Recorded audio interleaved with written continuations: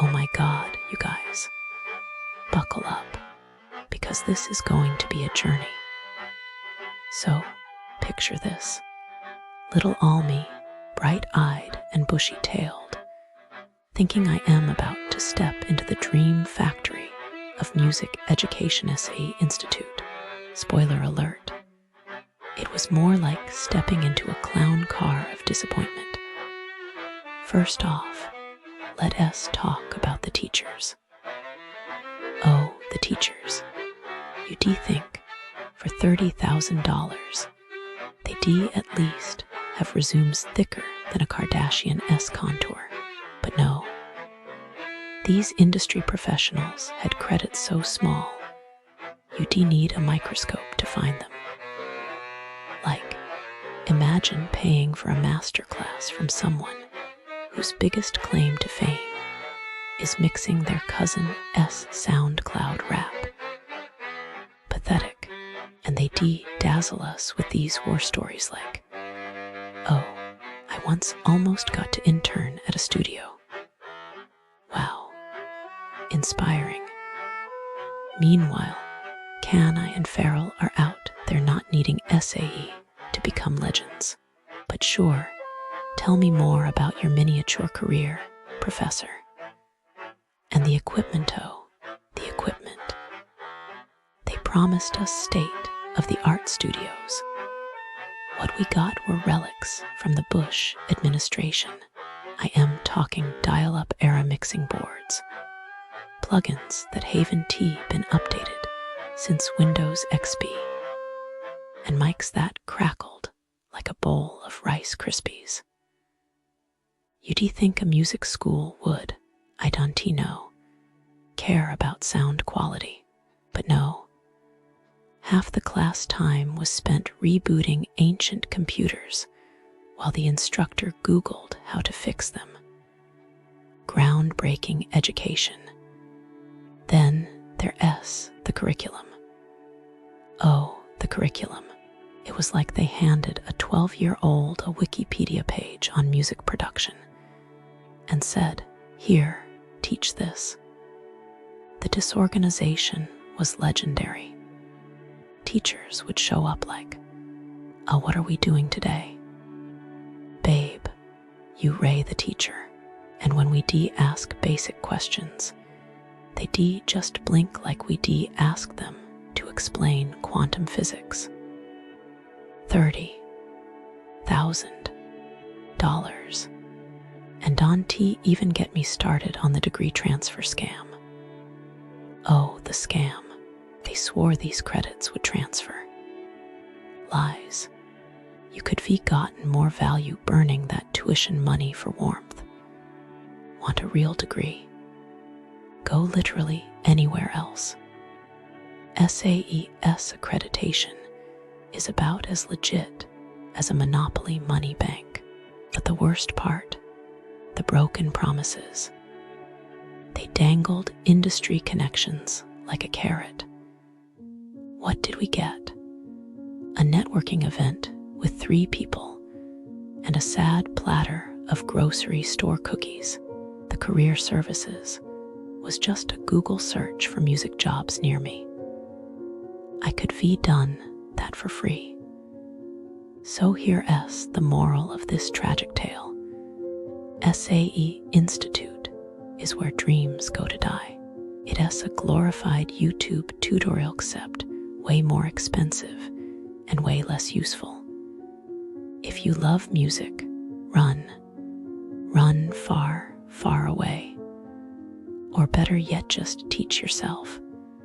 Because I was looking into crimes near SAE Institute, like around the campus areas where students and tourists walk, and what I found is, it's just sad.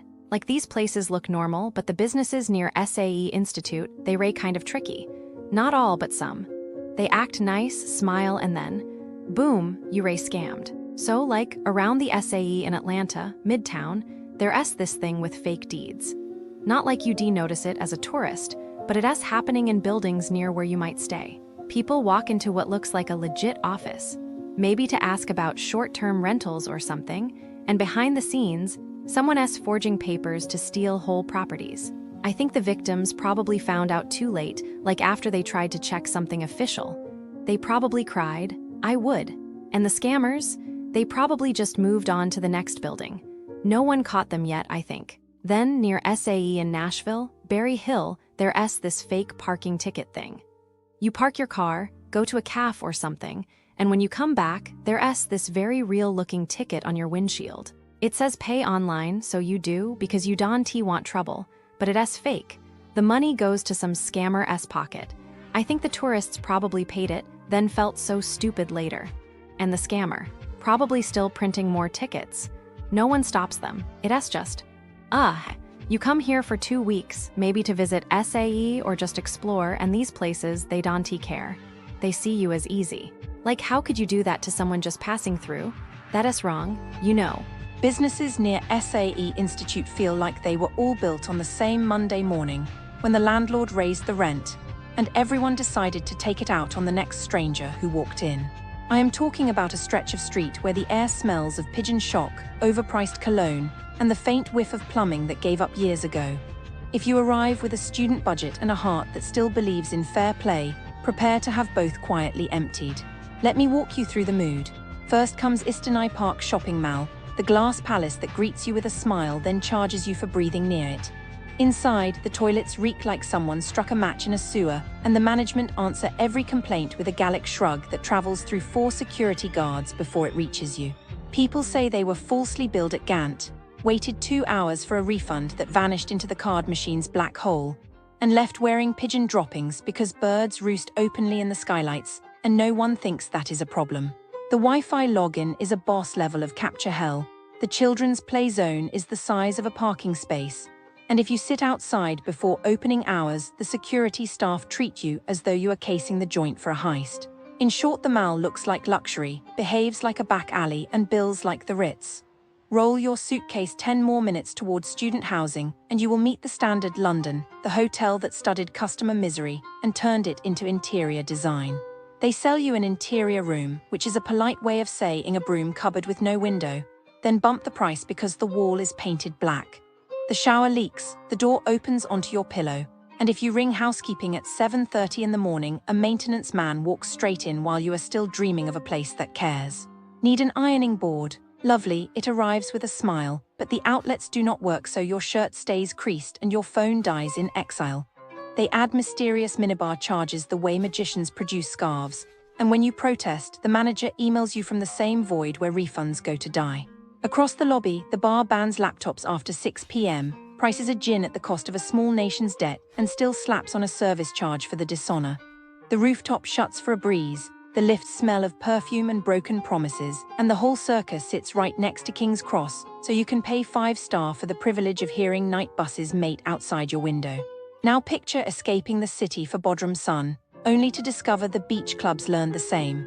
Hakkasan Bodrum, for example, greets you with the news that every bottle under €1,000 is mysteriously out of stock. The menu is on life support, the waitress forgets English the moment you complain, and the manager offers you a return visit you would not accept at gunpoint. They book you a 2-hour slot as though dinner is a parking meter, then ignore you so thoroughly your water glass becomes a desert. Put your fork down, and you can hear the chef reheating yesterday's oil in the distance. The tasting menu tastes like the invoice, not the food. Meanwhile, the restroom offers an archaeology expedition through last night's mistakes. Down the same shoreline lies Varmos, where breakfast arrives floating in an oil slick sturdy enough to lubricate a truck. Dogs wander between tables like undercover inspectors, shaking hair into your omelette while the staff practice the art of disappearance.